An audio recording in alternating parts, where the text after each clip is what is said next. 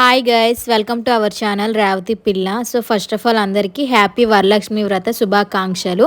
మేమైతే 3వ వారం చేసామన్నమాట. మీరు ఏ వారం చేశారో అనేది కామెంట్ చేయండి.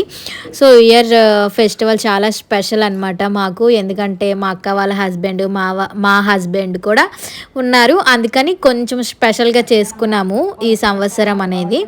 మా అక్క అంతా కథ అంతా చదివింది. దీనికి సంబంధించిన లాంగ్ వీడియో నేను రేపు పోస్ట్ చేస్తాను గైస్.